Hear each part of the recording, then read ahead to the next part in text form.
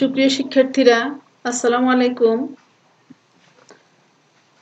একাদশ ভিক্টোরিয়া সরকারি কলেজের একাদশ শ্রেণীর বিজ্ঞান বিভাগের শিক্ষার্থীরা, তোমরা সবাই কেমন আছো? আশা করি সবাই ভালো আছো। আজকে তোমাদের জীববিজ্ঞান প্রথম পত্রের কোষ ও কোষের গঠন এই অধ্যায়টির ধারাবাহিক আলোচনায় আজকের ক্লাসে তোমাদের সবাইকে স্বাগত জানাচ্ছি। আমি মাহমুদা আক্তার, সহকারী অধ্যাপক, উদ্ভিদ বিজ্ঞান বিভাগ, ভিক্টোরিয়া সরকারি কলেজ, কুমিল্লা। আমরা ধারাবাহিক আলোচনায় আজকের ক্লাসে ট্রান্সক্রিপশন ও ট্রান্সলেশন নিয়ে কথা বলবো।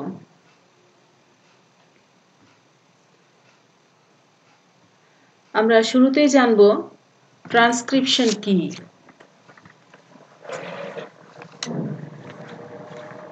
তোমরা সবাই জানো নিশ্চয়ই, ডিএনএ থেকে আরএনএ অর্থাৎ এমআরএনএ উৎপাদন প্রক্রিয়াই হলো ট্রান্সক্রিপশন। আর একটু বিশ্লেষণ করলে এভাবে বলা যায়, ডিএনএ অণুতে উপস্থিত রাসায়নিক তথ্যগুলোকে এমআরএনএ অণুতে কপি করার প্রক্রিয়াকে ট্রান্সক্রিপশন বলে। আর এই ট্রান্সক্রিপশন প্রক্রিয়াটি নিউক্লিয়াসে সংঘটিত হয়। এই প্রক্রিয়াটি সংগঠনের জন্য যে যে উপাদানের প্রয়োজন হয় সেগুলি এখন আমরা জানব। প্রথমত প্রয়োজন হয় ডিএনএ ছাঁচ বা টেমপ্লেট। আমরা জানি ডিএনএ দ্বিসূত্রক। এই দুইটা সূত্রের মধ্যে ডিএনএর যেই সূত্রের বিপরীতে নিউক্লিওটাইডগুলি জোড়া লেগে এমআরএনএ তৈরি হবে সেই সূত্রটাকে আমরা ছাঁচ বলি। আর এই ছাঁচ হিসেবে যে সূত্রটি ব্যবহার হবে ওই সূত্রটিতেই কিন্তু ট্রান্সক্রিপশন হবে। তাহলে আমাদের প্রয়োজন হবে ডিএনএ ছাঁচ। দ্বিতীয়ত প্রয়োজন হবে একাধিক রকমের আরএনএ পলিমারেজ এনজাইম। তৃতীয়ত প্রয়োজন হবে নিউক্লিওটাইড, যেমন এটিপি, জিটিপি, সিটিপি, ইউটিপি। এখানে ইউটিপি কেন রাখা হয়েছে? ইউরাসিল।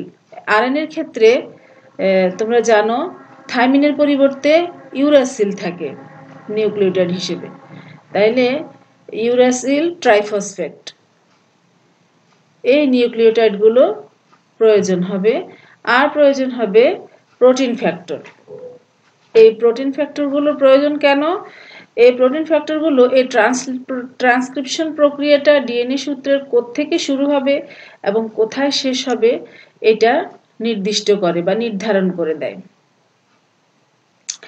শিক্ষার্থীরা, এই ডিএনএ এই যে আমরা যে উপকরণগুলি দেখলাম, নিচের ছবিটা দেখলে নিশ্চয়ই বুঝতে পারবে ডিএনএ ছাঁচ। এই যে এখানে ডিএনএর দুইটা সূত্রক, দ্বিসূত্রক ডিএনএটি, এই যে এখানে আমরা বলেছি যে পলিমারেজ এনজাইম প্রয়োজন হয়। এই যে আরএনএ পলিমারেজ এনজাইম দেখানো হয়েছে। এই আরএনএ পলিমারেজ এনজাইমের উপস্থিতির কারণে কি হয়, এই দ্বিসূত্রকের প্যাচ খুলে যায়। এই যে প্যাচ, এখান থেকে প্যাচ খুলতে খুলতে কিন্তু আরএনএ পলিমারেজ এনজাইমটি সামনের দিকে যাচ্ছে। হ্যাঁ, তো এই দুইটা সূত্র খুলে গেছে এবং এখানে এটি হচ্ছে তখন ছাঁচ হিসেবে কাজ করে এবং এর বিপরীতে এই নিউক্লিওটাইড যুক্ত হয়ে হয়ে এই এমআরএনএটি তৈরি হচ্ছে। এই হচ্ছে আমাদের প্রয়োজনীয় উপকরণ। এখন এই ট্রান্সক্রিপশন প্রক্রিয়াটি সংগঠিত হওয়ার জন্য বা এই ট্রান্সক্রিপশন প্রক্রিয়াটি যে চলে, এই প্রক্রিয়াটি কিভাবে করে কাজ করে বা এর বেসিক ল কি বা মূলনীতি কি সেটা আমরা জানব। মূলনীতি হচ্ছে, আমরা প্রথমেই বলেছি যে ডিএনএ দ্বিসূত্রক। হ্যাঁ, এই দ্বিসূত্রক ডিএনএ একটা সূত্রের মধ্যে জিনের কোডসমূহ সজ্জিত থাকে। জিনের কোডগুলো যদি এই সূত্রকের মধ্যে সজ্জিত থাকে তাহলে এটাকে বলি আমরা কোডিং সূত্র। আর এই কোডিং সূত্রের বিপরীতে যে সূত্রটি থাকে এইখানে যে জিনগুলি অবস্থান করে বা নিউক্লিওটাইডের যে সিকোয়েন্স থাকে এখানে, তার বিপরীত সিকোয়েন্সগুলি এটাতে অবস্থান করে। এটাকে বলা হয় নন কোডিং সূত্রক। তাহলে কোডিং সূত্রকের বিপরীতে যে সূত্রকটি অবস্থান করে সেটিকে আমরা নন কোডিং সূত্রক বলি। আর নন কোডিং সূত্রকটিকে ছাঁচ হিসেবে ব্যবহার করে এর বিপরীতে নিউক্লিওটাইড যুক্ত করে কিন্তু এমআরএনএ তৈরি হয়। এই এমআরএনএতে যখন তৈরি হয় তখন এই এমআরএনএর যে কোডিং গুলি এখানে বিন্যস্ত সিকোয়েন্স যা থাকে এটা কিন্তু কোডিং সূত্রকে অনুরূপ হয়।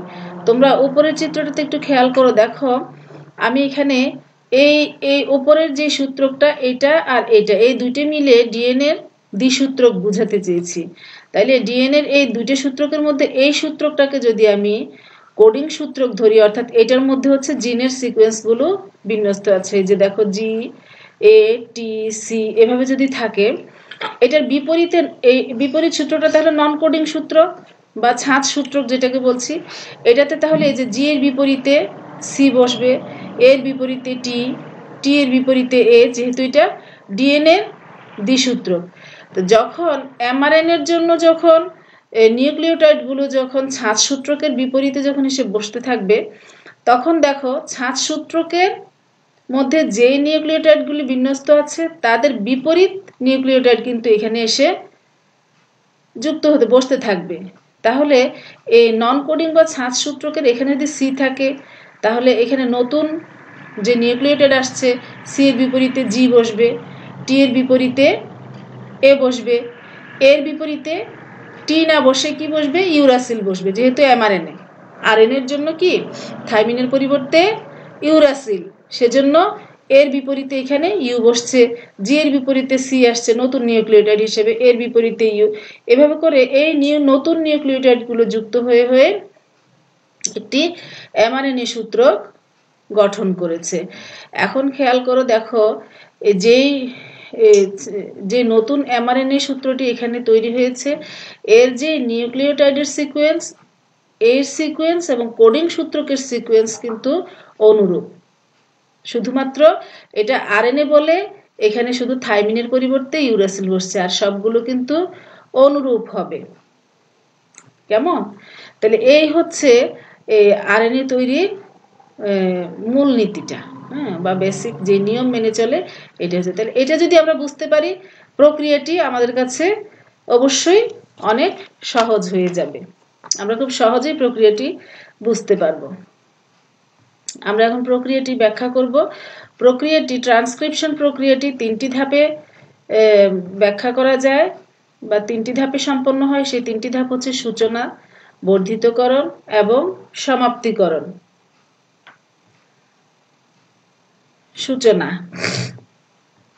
সূচনাটি কিভাবে করে হয় আমি তোমাদেরকে ছবিতে দেখাবো।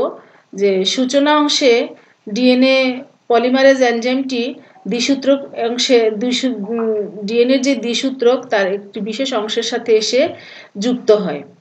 এরপরে এই পলিমারেজ এনজাইমটি ডিএনএর প্যাচ খুলতে থাকে যাতে নন কোডিং সূত্রকটি ছাঁচ হিসেবে ব্যবহৃত হতে পারে। এরপরে এতটুকু পর্যন্ত হলো সূচনা ধাপ। এরপর হচ্ছে বর্ধিতকরণ। বর্ধিতকরণের ক্ষেত্রে আরএনএ পলিমারেজ এনজাইম যখন ছাঁচের বিপরীতে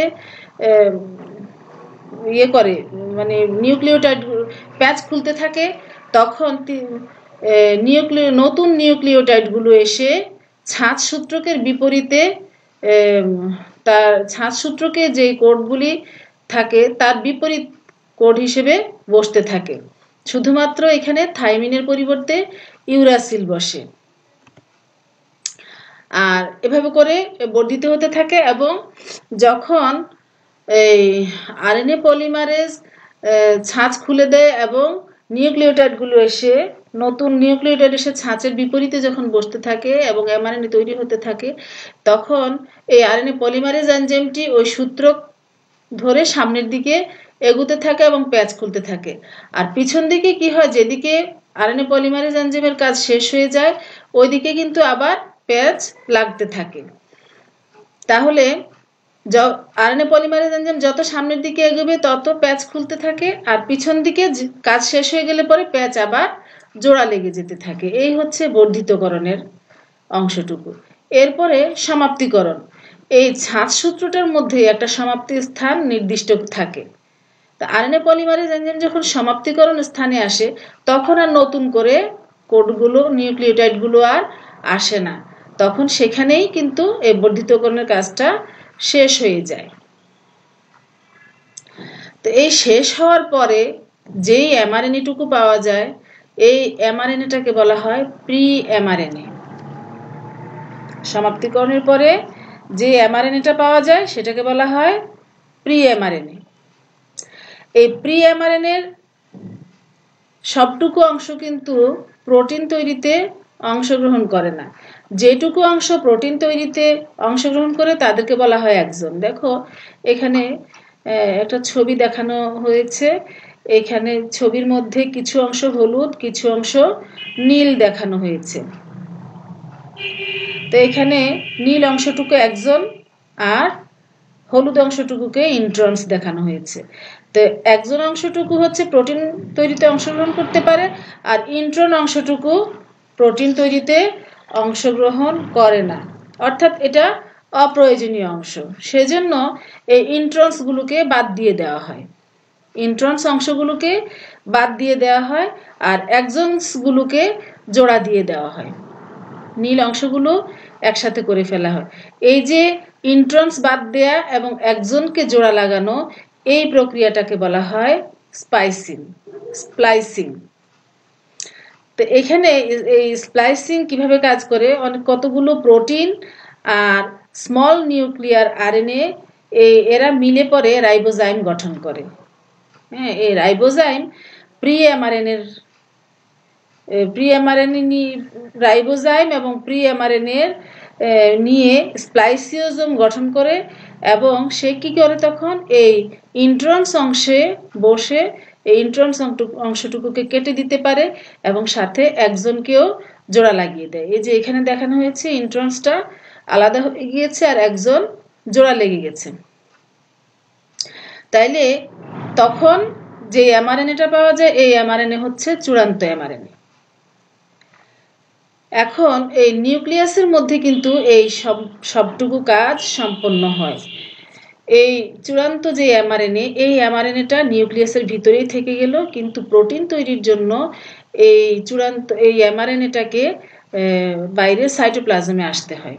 তো সে কিন্তু সরাসরি সাইটোপ্লাজমে আসতে পারে না, সাইটোপ্লাজমে আসতে হলে তার কিছু এখানে কাজ হয়। এই কাজগুলো কি কি?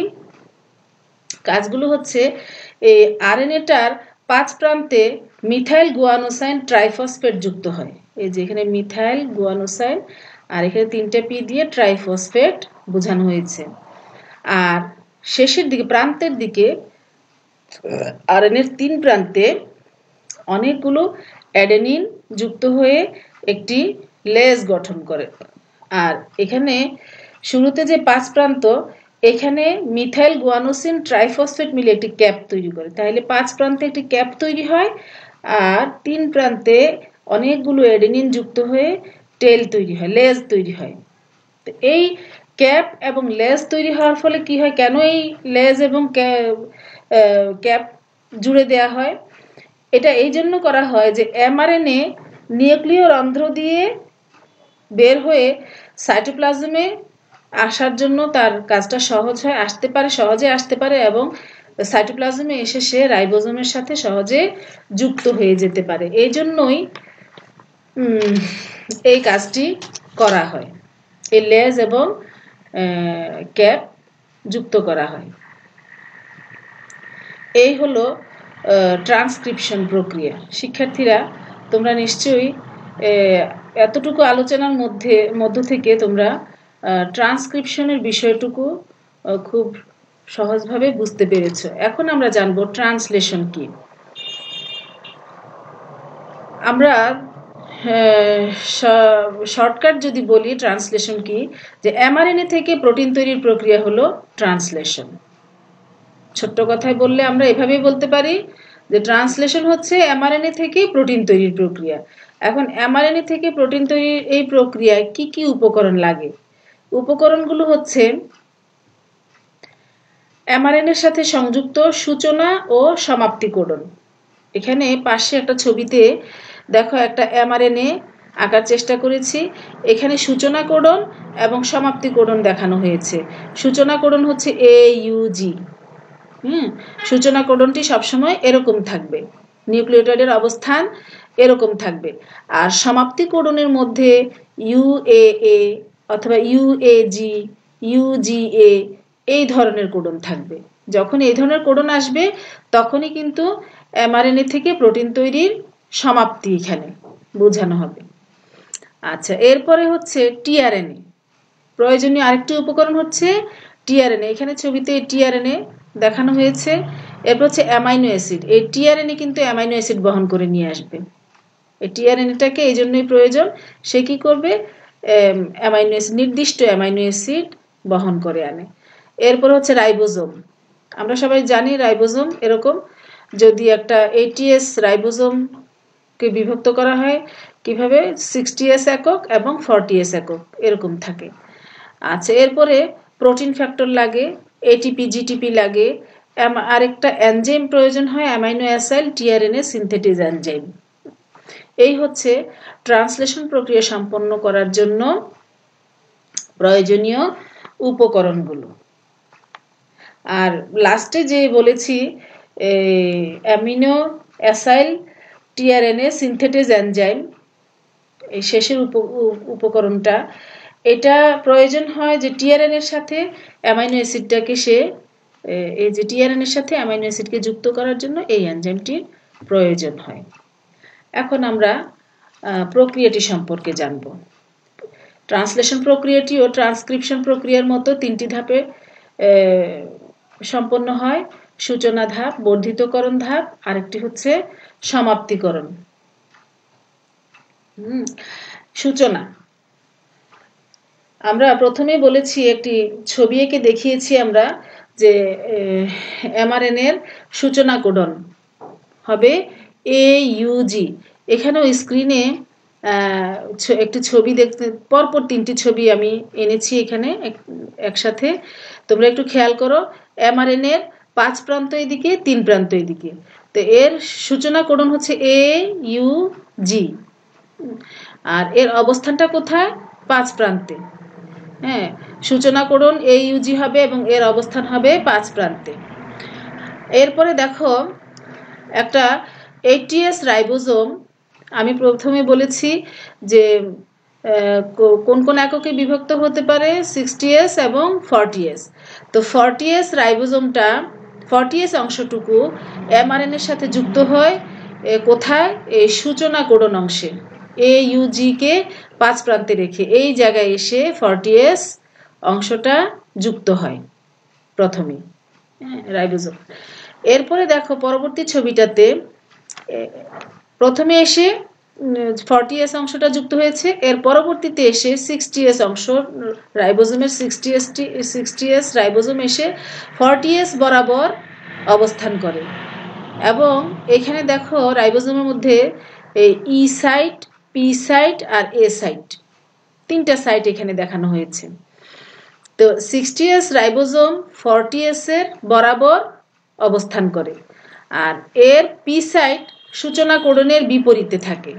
এই P সাইটটা থাকে AUG বরাবর, আর A সাইটটা পরবর্তী যে কোডন শুরু হবে, মানে পরবর্তী পরের যে প্রথম কোডন থাকবে তার বিপরীতে A সাইটটা থাকে। এরপরে দেখো এখানে একটা টিআরএনএর ছবি দেয়া আছে, যে যদি এখানে অ্যামিনো অ্যাসিডটাকে যদি আমি মিথিওনিন ধরি, এই মিথিওনিন যুক্ত টিআরএনএ P সাইটে এসে যুক্ত হয়। এই যে এখানে P সাইটে এসে যুক্ত হয়, কিন্তু এই A সাইটটা ফাঁকা থাকে। A সাইট ফাঁকা থাকে। তাহলে সূচনা পর্বে আমরা কি কি বলেছি, এই যে দেখো এখানে সূচনা কোডন AUG 5 প্রান্তে থাকে, আর রাইবোজোমের 40S অংশ, 40S রাইবোজোম এসে এই সূচনা কোডন বরাবর এখানে অবস্থান করে। এরপরে বলেছি 60S রাইবোজোম এসে 40S রাইবোজোম বরাবর বসে, আর এখানে পি সাইট এ সাইট ই পি আর এ তিনটা সাইট দেখানো হয়েছে। এরপরে দেখো এখানে একটা টিআরএনএ দেখানো হয়েছে। টিআরএনএ কাকে এনেছে? মিথিওনিন অ্যামিনো অ্যাসিডকে এনেছে এবং এই মিথিওনিন যুক্ত এই টিআরএনএ পি সাইটে এসে যুক্ত হয়, এ সাইটটা ফাঁকা থাকে। এই হচ্ছে সূচনা। তাহলে ট্রান্সলেশনের সূচনা পর্ব ব্যাখ্যা করা হলো। এরপরে দেখো বর্ধিতকরণ অংশ। বর্ধিতকরণ অংশে পর্যায়ক্রমে এই ছবিগুলো। বর্ধিতকরণ অংশের মধ্যে আমি এভাবে করে ব্যাখ্যা করছি। দেখো, উপযুক্ত অ্যামিনো অ্যাসাইল টিআরএনএ এ সাইটে এসে প্রথম কোডনের বিপরীতে বসবে। পি সাইটে থাকা টিআরএনএ থেকে মিথিওনিন অ্যামিনো অ্যাসিড এ সাইটে থাকা অপর অ্যামিনো অ্যাসিডের সাথে এই যে পরবর্তীটার মধ্যে দেখো পেপটাইড বন্ধনে আবদ্ধ হয়, পেপটাইড বন্ধন তৈরি করে এখানে। এর পরবর্তী ছবিটাতে দেখো পি সাইট থেকে টিআরএনএটা বের হয়ে যাচ্ছে ই সাইট দিয়ে।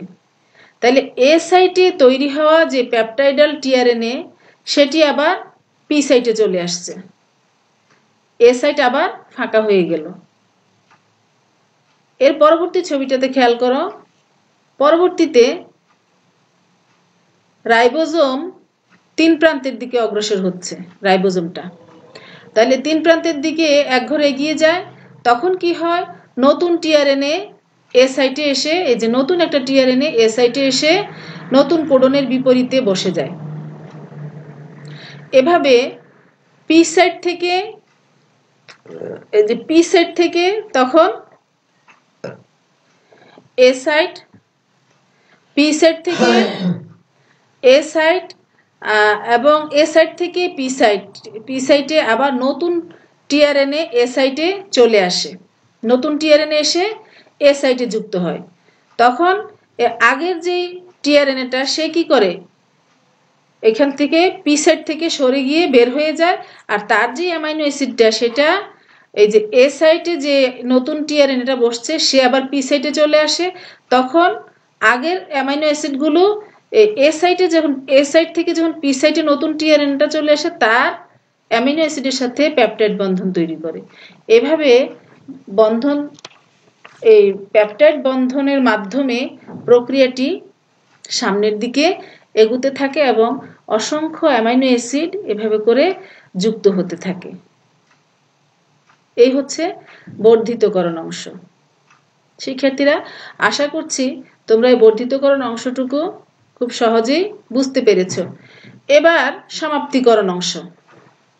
রাইবোজোমটি কি করছে? এক ঘর করে সামনের দিকে এগিয়ে যাচ্ছে। এগুতে যখন সমাপ্তিকরণ কি ছিল আমাদের? সমাপ্তিকরণ ছিল ইউএজি, আর কি ছিল? ইউজিএ, ইউএএ। এগুলোর যে কোনো একটা কোডন যখন এদিকে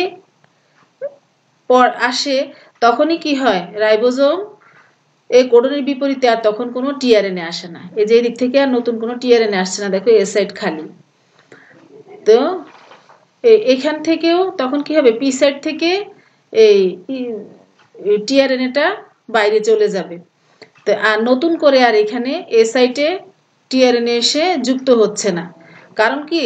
এখানে সমাপ্তি কোডন চলে এসেছে, সেজন্য টিআরএনএ যুক্ত হওয়া, টিআরএনএ এবং টিআরএনএ যে অ্যামাইনো অ্যাসিড নিয়ে আসে সেই অ্যামাইনো অ্যাসিড পেপটাইড বন্ধনে যুক্ত হওয়াটা এখানে এসে সমাপ্ত হয়ে যায়।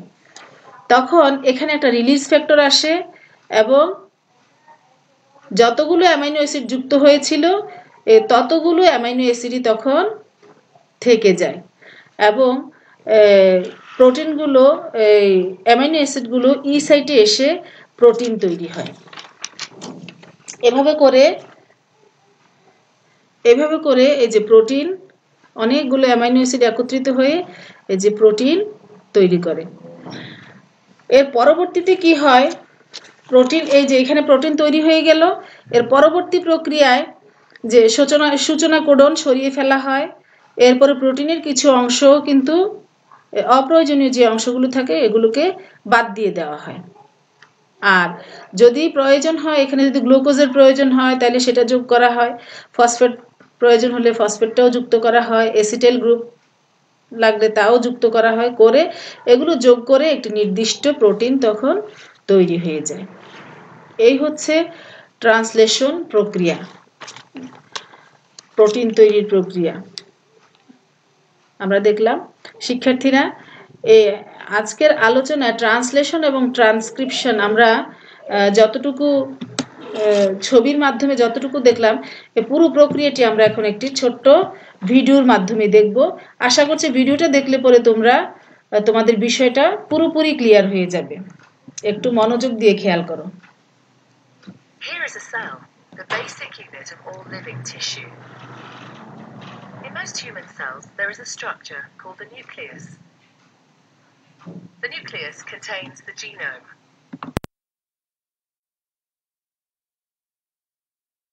Chromosomes.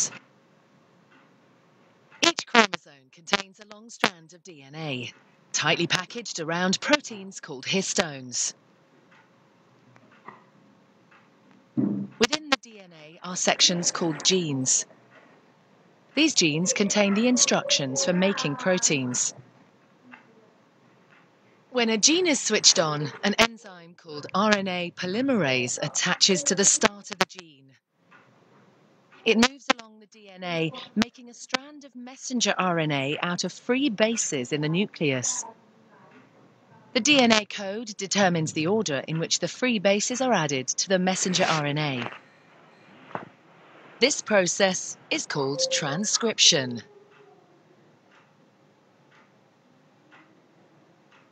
Before the messenger RNA can be used as a template for the production of proteins, it needs to be processed. This involves removing and adding sections of RNA. The messenger RNA then moves out of the nucleus into the cytoplasm.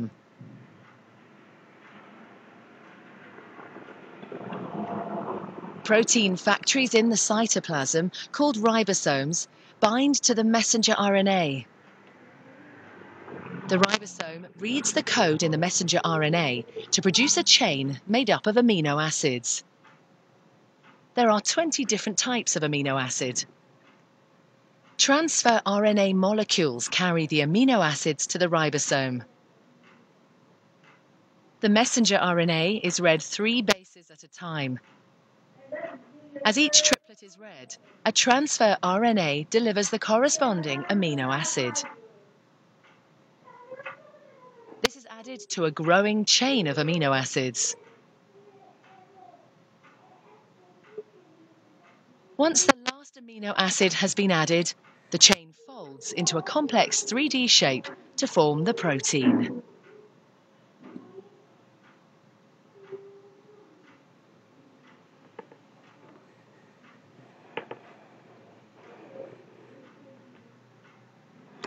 আমরা ভিডিওটি দেখলাম এবং নিশ্চয়ই তোমাদের কাছে ভিডিওটি দেখার পর ট্রান্সক্রিপশন এবং ট্রান্সলেশন প্রক্রিয়াটি, এই দুটি প্রক্রিয়াই খুব সহজভাবেই বোধগম্য হয়েছে। আজকের ক্লাস এতটুকুই। আজকে ক্লাসে তোমরা সবাই সময় দেওয়ার জন্য তোমাদের সবাইকে অনেক অনেক ধন্যবাদ। তোমরা সবাই ভালো থেকো। আল্লাহ হাফেজ।